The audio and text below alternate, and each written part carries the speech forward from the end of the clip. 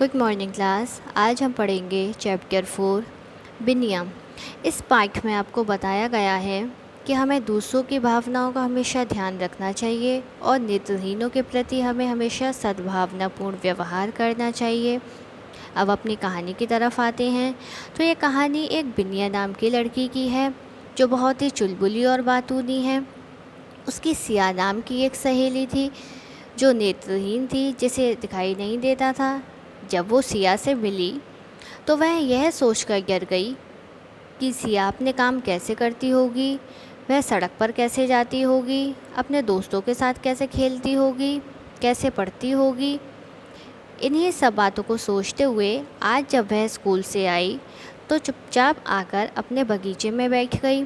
उसके बगीचे में आम का पेड़ है। उसके अलावा गौरैया, कौए, कोयल जैसे पक्षी हैं। गिरगिट, चींटे, मकोड़े, मकड़ियाँ सभी हैं। विभिन्न प्रकार के पेड़ पौधे हैं। उसे चुपचाप देखकर उसकी माँ भी खाना लेकर बगीचे में ही आ गई। ये सांप क्यों सूंघा हुआ है हमारी बिटिया को आज? सांप सूंघना मतलब शांत हो जाना, अम्मा मुस्कुराते हुए बोली। कोई और दिन होता तो बिनिया ज़रूर पूछती ये खाने के बीच सांप कहाँ से आ टपका, पर आज रोज जैसा दिन नहीं था। बिनिया चुपचाप खाने लगी। उसके बाद उसकी माँ ने कहा, सभी का लंच टाइम चल रहा है ना बिनिया? हमेशा बोलने वाली बिनिया की चुप्पी माँ को अखर रही थी। इतने में आम की छाल से उतरते हुए मकोड़ों की कतार को देखकर बिनिया बोली, अम्मा, मकोड़े की भी क्या आंखें होती हैं? हाँ होती तो हैं, पर खाने की चीज़ों का पता वे सूंघ कर लगाते हैं। सूंघने से पता चलता है कि खाना कहाँ है और वे झट वहाँ पहुँच जाते हैं। हाँ होती तो हैं, पर खाने की चीज़ों का पता वे सूंघ कर लगाते हैं। सूंघने से पता चल जाता है कि खाना कहाँ है और वे झट वहाँ पहुँच जाते हैं और औरों को भी इसकी खबर कर देते हैं।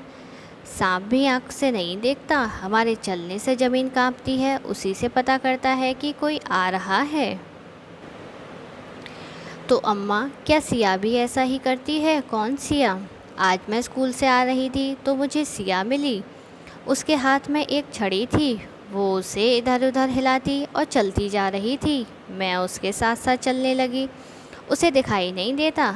अम्मा, मुझे बहुत डर लगा, रास्ते में कितनी गाड़ियाँ चलती हैं। हम थोड़ी दूर तक साथ चलते रहे।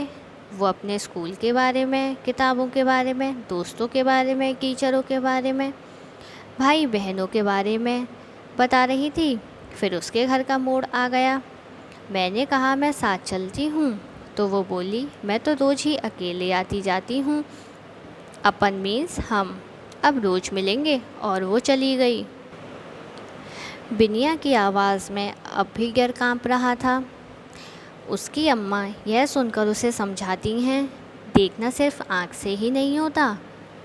जो लोग देख नहीं सकते वे सूंघकर, छूकर, सुनकर भी देख सकते हैं। और जब आँख नहीं देख पाती तो नाक, कान, छुअन पर देखने की जिम्मेदारी ज़्यादा आ जाती है। तुम सिया को अपने बगीचे में लाना, देखना बगीचे से उसकी दोस्ती तुम्हारी दोस्ती से कम नहीं होगी।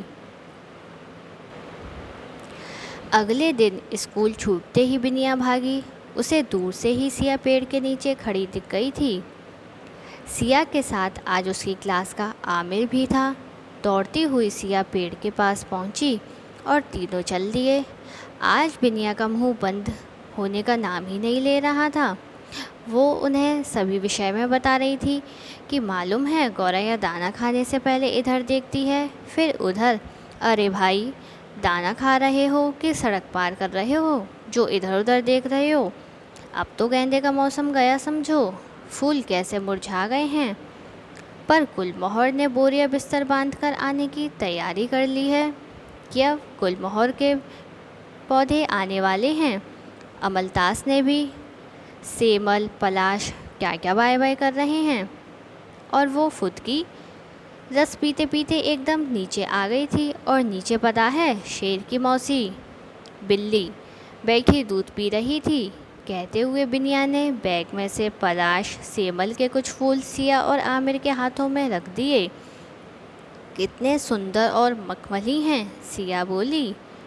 हाँ, पलाश के फूल से तो मैं रंग बनाती हूँ।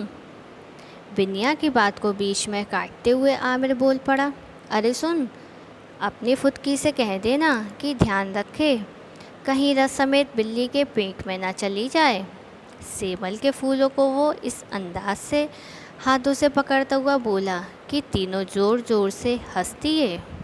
ओके, अब आते हैं आपके शब्द अर्थ। कतार। कतार मीन्स पंक्ति या लाइन या क्यू। अपन। अपद मीन्स हम, वी। अखरना मीन्स परेशान करना। और टू फील शोर। अंदाज। अंदाज मीन्स तरीका या स्टाइल।